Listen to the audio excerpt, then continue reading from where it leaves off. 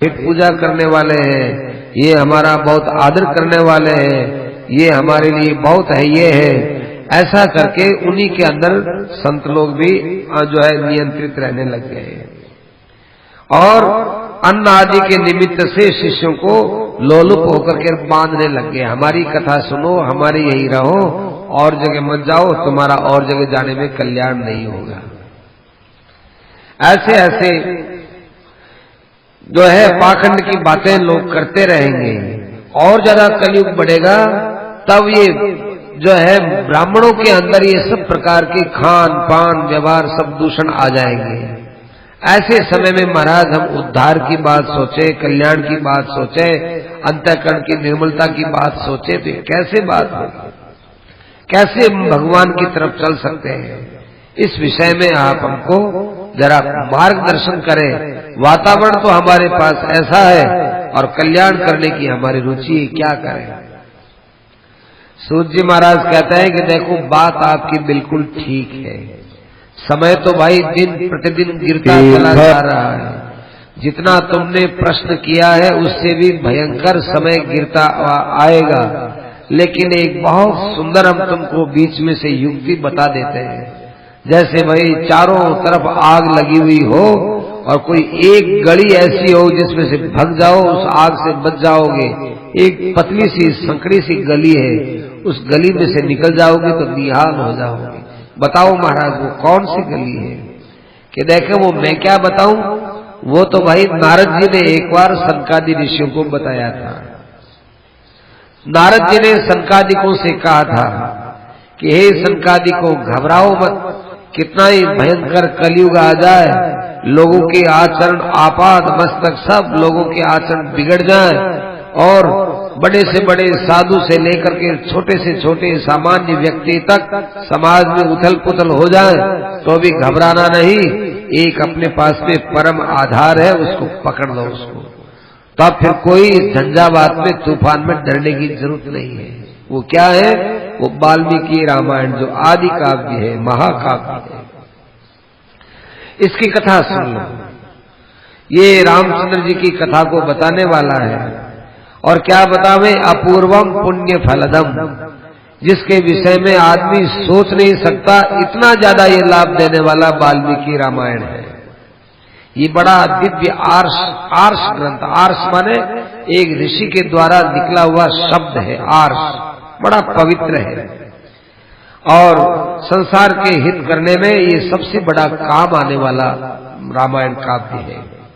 जो व्यक्ति इसको सुन लेता है वो कृतकृत्य होता था, उसके मन में रहता कि ओहो हमने एक सुनने लायक बात सुन ली है। ये रामायण वास्तव में बड़ा अमृत है, अमृत। पूर्व जन्म के जितने पाप हो, जन्म जन्मांतर के जितने पाप हो, ये सारे पाप इस रामायण के सुनने से नष्ट हो जाते हैं। असत गाथाओं का अनादर करके, माने लौकिक चर्चाओं का अनादर करके आप रामायण को एक बार सुन लो, इतना ही पर्याप्त है। ये रामायण बहुत पुण्य देने वाला है और इस शरीर में भी प्रारब्ध से कई प्रकार के कष्ट आने वाले होते हैं तो वो भी भग जाते हैं। इस देखो प्रारब्ध के कष्ट भगना बड़ा मुश्किल होता है, लेकिन वाल्मीकि रामायण से भयंकर जो प्रारब्ध होता है वो प्रारब्ध भी नष्ट हो जाता है। इसलिए ये बहुत ही शुभ है। और जो व्यक्ति अपने मन में कल्याण के विषय का संकल्प करता है, शुभ संकल्प करता है, देखो मनुष्य को क्या करना चाहिए? अपने भीतर की जो मशीनरी है इसको ठीक करनी चाहिए। हमारे संकल्प है, ये संकल्प बड़े खराब होते हैं। संकल्प के खराबी से ही हमको जगत खराब दिखता है। जैसे किसी आदमी के आंख के अंदर पीलिए की बीमारी है तो सफेद चीज भी पीली दिखती है और वास्तव में वो पीली नहीं है, परंतु वो अपनी दृष्टि से पीला दिखता है।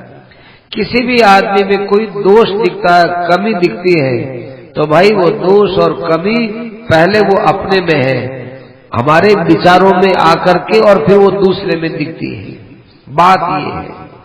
परंतु रामायण को सुन लोगे तो हमारे भीतर की संकल्प शक्ति में सुधार हो जाएगा, अंदर की मशीन में बड़ा सुधार हो जाएगा। और हमको इस बात का ज्ञान हो जाएगा कि ब्रह्मा विष्णु महेश ये तीन तो शक्तियां उसकी दिखाई देती है वो आदिदेव एक ही और नाम जाति आदि से रहित एक अद्वैत तत्व है। सब प्रकार के वेदों के द्वारा वो प्रतिपाद्य विषय है। इस प्रकार से सब पुराणों से सम्मत वो जो तत्व है, उस तत्व को ही हम ब्रह्म के नाम से बोल देते हैं, उसी को ही विष्णु के नाम से बोल देते हैं, उसी को ही हम शिव के नाम से बोलते हैं। है वास्तव में वो एक ही चीज। देखो यहाँ कई प्रकार के मत मतांतर होते हैं। कोई कहते हैं कि निर्गुण बड़ा है, कोई कहते हैं सगुण बड़ा है, कोई कहते हैं कि राम बड़े हैं, कोई कहते हैं कृष्ण बड़े हैं। लेकिन जब तक हम लोग वास्तविक तत्व को नहीं जानते तब तक उलझ जाते हैं। ये आदि रामायण जो वाल्मीकि रामायण ये उलझाने वाला नहीं है, सारी उलझनों को मिटाने वाला है। ऊर्जे ऊर्जे मासे सिते पक्षे, ऊर्जे माघे सिते पक्षे, तीन इसके लिए खास महीने बताए गए। एक तो है माघ का महीना, खूब बढ़िया ठंड पड़ती है, और एक चैत्र का महीना समशीतोष्ण। देखो चैत्र की नवरात्र है, ये प्रगट नवरात्र है। 4 नवरात्र आते हैं साल में, हो साल में 4 नवरात्रि आती है, 2 तो प्रगट नवरात्रि और 2 अप्रगट नवरात्रि छिपी हुई। और चैत्र है, चैत्र के बाद आषाढ़ की नवरात्रि आती है, आषाढ़ सुदी में, ये गुप्त नवरात्रि है। और उसके बाद आश्विन की नवरात्रि ये प्रगट नवरात्रि है, और माघ की नवरात्रि है, ये फिर जो है गुप्त नवरात्रि है। तो 2 तो गर्मी के, एक गर्मी के एक भयंकर सर्दी के, 2 तो गुप्त नवरात्र हो गए, और 2 प्रगट नवरात्र हो गए समशीतोष्ण, न भयंकर गर्मी न भयंकर सर्दी। अब रहा है कार्तिक का महीना। तो कहते हैं कि कार्तिक जो महीना है, कार्तिक महीना ये वास्तव में बहुत पवित्र महीना है, इसमें धार्मिक कार्य बहुत होते हैं। तो एक कार्तिक का महीना, एक गुप्त नवरात्र में माघ का, और प्रगट नवरात्र में चैत्र का। 3 महीने तो बहुत ही उत्तम बताए गए हैं।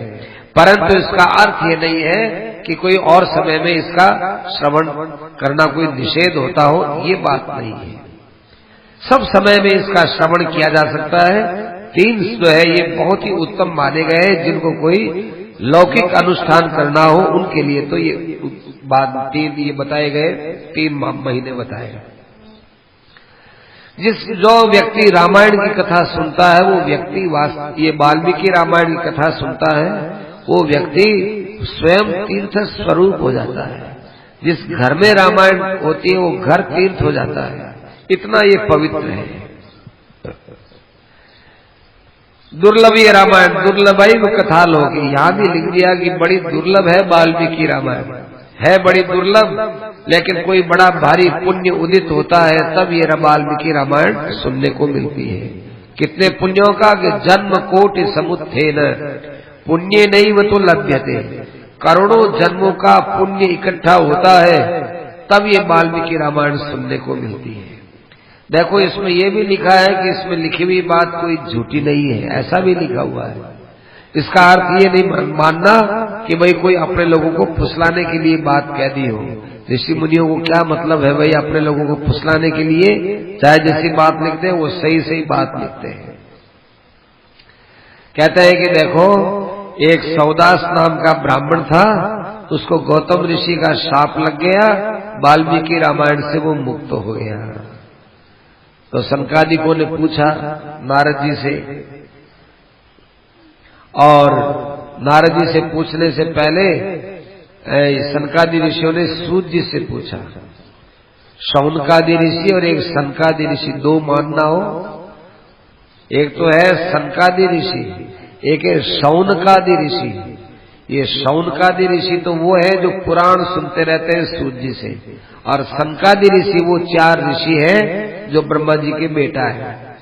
तो शौनकादि ऋषियों ने सूत जी से पूछा कि महाराज नारद जी का और सनत कुमार का कहां पर आपस में मेल हुआ, और कहां पर ये कथा सुनाई गई, और किस प्रकार से सौदास का उद्धार हुआ, ये सब आप हमको विस्तार के साथ सुनाओ।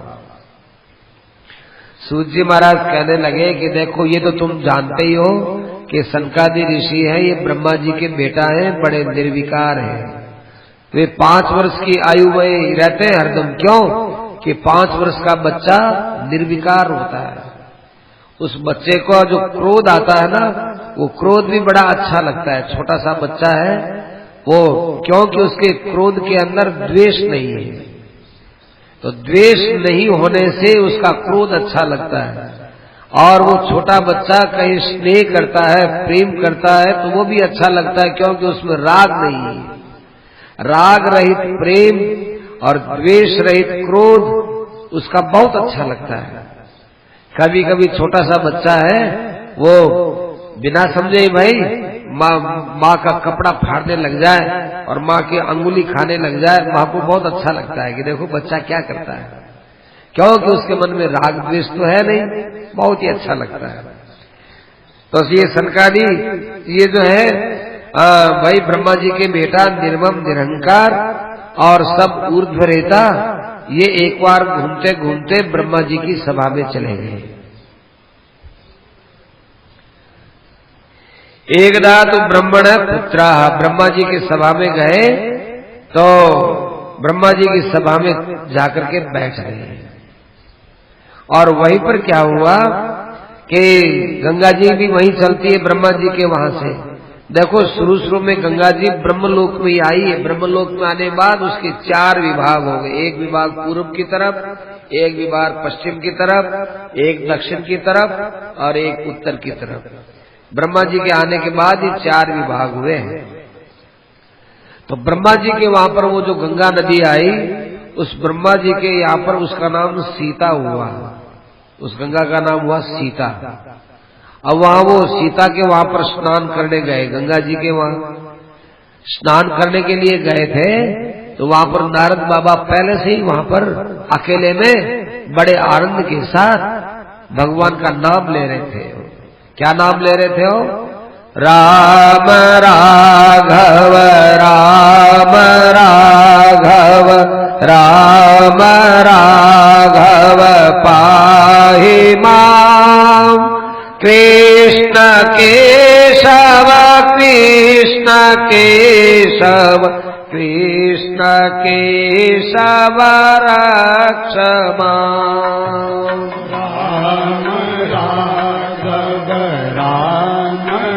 सब बोलो भाई।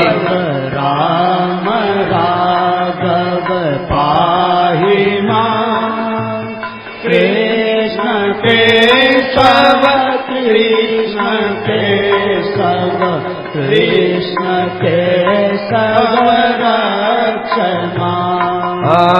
राम राघव राम राघव राम राघव पाहि मां, कृष्ण केशव कृष्ण केशव कृष्ण केशव रक्ष मां। राम राघव राम राघव राम राघव पाहि मां, कृष्ण केशव कृष्ण केशव कृष्ण केशव रक्ष मां। इस प्रकार से वो नाम ले रहे थे। इतने में सनकादि जी आए। सनकादि जी आए, वो भी उनके नाम उच्चारण में बड़े मुग्ध हो गए। नारद जी महाराज वीणा लेकर गा रहे हैं मस्ती के साथ, सनकादि भी उनकी मस्ती के साथ वो भी गाने लग गए। और फिर बड़े प्रेम से सनकादिकों ने नारद जी के सामने हाथ जोड़ते हुए, हृदय में भाव रखते हुए, उनके नेत्रों में जल आ गया भगवान के नाम के आनंद का। भगवान के नाम के उच्चारण के आनंद से उनके नेत्रों में जल आ गया। और उन्होंने फिर प्रेम से पूछा कि हे नारद जी, आप तो सब मुनियों में श्रेष्ठ, भगवान के चरणों से गंगा निकलती है, उन भगवान के अंदर रति कैसे हो, प्रेम कैसे हो। भगवान की भक्ति के अंदर आपसे बढ़कर हमको कोई दूसरा दिखता नहीं है। अतः आप इस बात को हमें बड़े सरलता से समझा सकते हैं। बताओ भगवान में हमारी कैसे भक्ति बढ़े, कैसे भगवान हमको मिले। नारद जी कहने लगे, हे सनकादिकों, भगवान परात्पर परब्रह्म परमेश्वर है, ये बात हृदय में स्वीकार करो और थोड़ी थोड़ी देर में भगवान को नमस्कार करो। भगवान परात्पर परब्रह्म है, निर्गुण भगवान है और दृश्यमान सगुणमय जगत, ये जगत भी भगवान है, सब कुछ भगवान है। भगवान के बाहर कुछ भी नहीं है। इस दृष्टि से जगत को देखो।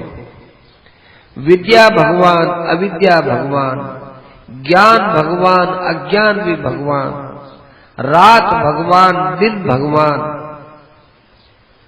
सब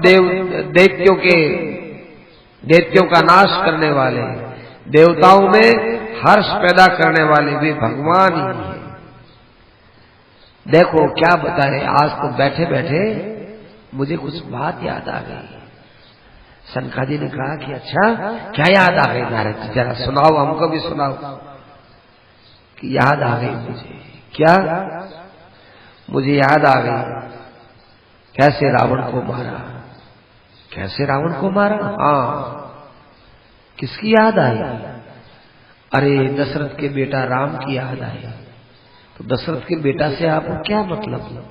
अरे मतलब इसलिए है कि वो दशरथ का बेटे भगवान ही दशरथ का बेटा बने थे। और अब नारद जी भाव विभोर होकर के पूरी रामायण सुनाने लगे उनको। कहते हैं उन्होंने रावण का वध किया, राक्षसों का वध करके उनका कल्याण किया। देखो कितना कितना राक्षसों ने उनके ऊपर आक्रमण किया, कष्ट दिया, लेकिन भगवान ने सबका कल्याण किया। भगवान तो है ही, परंतु हे सनकादियों, भगवान ने अपने नाम के अंदर इतनी शक्ति रख दी, इतनी शक्ति रख दी कि वे अपने अवतार के द्वारा जो काम नहीं कर सके वो काम उन्होंने नाम के द्वारा किया। मैं नहीं कह सकता हूं, मैं भगवान का चरित्र तो कह सकता हूं, परंतु नाम की महिमा नहीं कह सकता हूं। सनकादियों, नाम की महिमा क्या कहें सनकादियों, नाम के अंदर तो डूब जाना चाहिए बड़े प्रेम के साथ। राम राघव राम राघव राम राघव पाहि माम, कृष्ण केशव कृष्ण केशव कृष्ण केशव रक्ष माम। राम राघव राम राघव राम राघव पाहि माम, कृष्ण केशव कृष्ण केशव कृष्ण केशव रक्ष माम। राम राघव राम राघव राम राघव पाहि माम, कृष्ण केशव कृष्ण केशव कृष्ण केशव रक्ष माम। राम राघव राम राघव राम राघव पाहि माम, कृष्ण केशव कृष्ण केशव कृष्ण केशव रक्ष माम। सनकादि हूं, मैं तो एक बहुत क्षुद्र जीव हूं। मैं राम की महिमा का, राम के नाम की महिमा का पार, मैं क्या बड़े बड़े ऋषि, बड़े बड़े मुनींद्र, ये भी उसका पार नहीं पा सकते। मैं इतना ही कह सकता हूं, इतना ही कह सकता हूं, कि उनके नाम में बड़ी मिठास है, नाम में अनंत शक्ति है। और वो रामायण सुनने पर मनुष्य के सारे पाप नष्ट हो जाते हैं। देखो, सौदास नाम का राक्षस था, वो गौतम के शाप से मुक्त हो गया केवल रामायण के प्रभाव से। कहा कि महाराज जी क्या कथा है, क्या सौदास की गलती हुई जिससे वो राक्षस हुआ, और फिर उनको रामायण के द्वारा कैसे मुक्ति मिली, जरा हमको बताइए, ताकि हम भी लोगों को कहेंगे कि भाई जान में अनजान में लोगों से पाप तो देखो हो ही जाते हैं।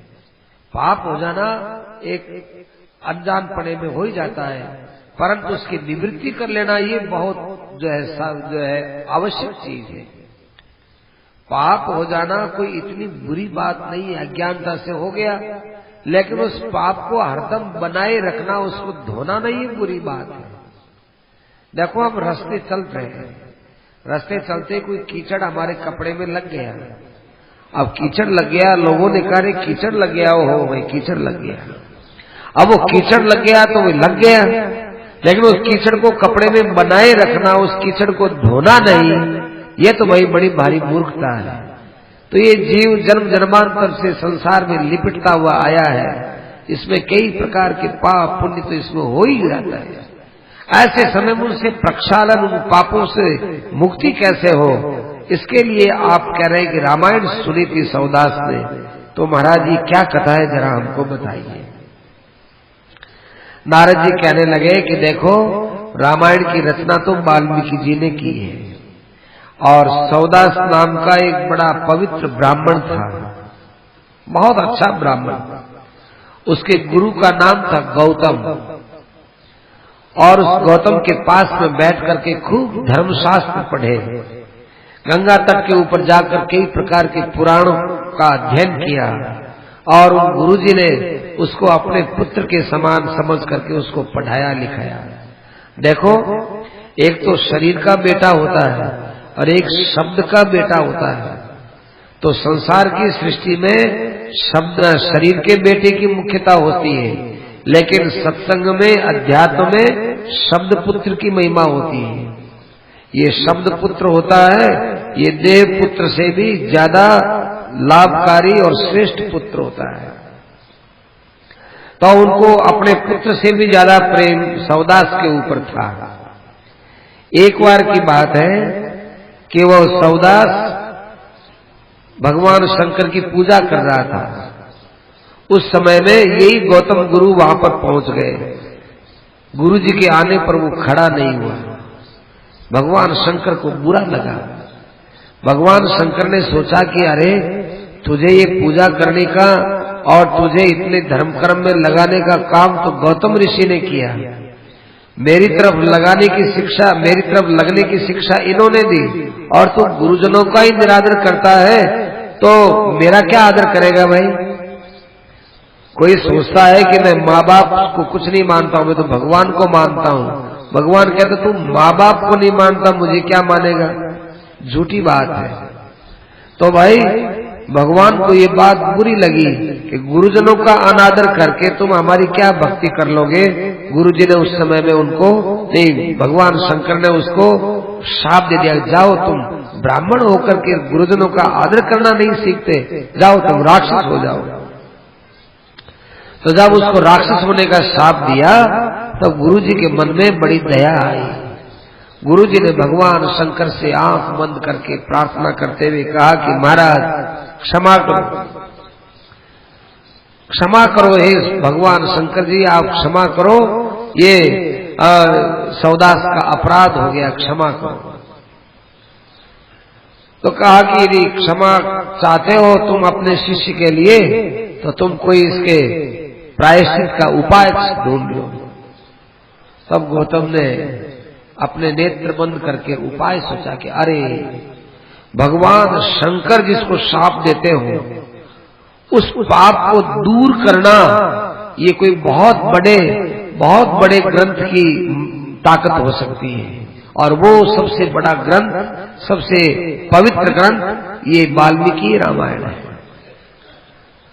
तो उन्होंने, गौतम ऋषि ने कहा कि देखो भगवान शंकर का जो शाप है वो 12 वर्ष तक तुम्हारे पास में रहेगा, उसके बाद में मैं तुमको जो है ये वाल्मीकि रामायण सुनाऊंगा। कहा कि महाराज आप 12 वर्ष के बाद सुनाएंगे? कि हाँ, 12 वर्ष के बाद ये जो वाल्मीकि रामायण के अक्षर तुम्हारे कान में पड़ जाएंगे, तुम मुक्त हो जाओगे। मैं क्या सुनाऊं, तुम सुन लोगे, तुम स्वयं मुक्त हो जाओगे। अच्छा, तो अब तो भाई तुम राक्षस बनने जा रहे हो, अब तो मैं कैसे सुनाऊं? तो भाई गौतम ऋषि ने उसको कह दिया कि भाई 12 वर्षों के बाद ये तुम सुन लोगे, तुम्हारी मुक्ति हो जाएगी, ध्यान से सुनना। अब वो ब्राह्मण था, वो राक्षस हो गया। राक्षस हो जाने के बाद में कहा कि देखो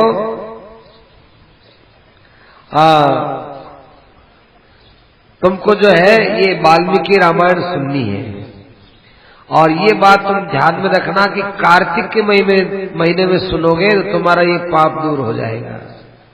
तो गौतम ऋषि तो इतना कह करके चले गए, और वो जो सौदास राक्षस था, फिर वो राक्षस हो गया, ब्राह्मण होकर के राक्षस हो गया। राक्षस हो गया, जंगलों में फिरने लगा, खाने पीने के लिए बड़ी चिंता होने लगी।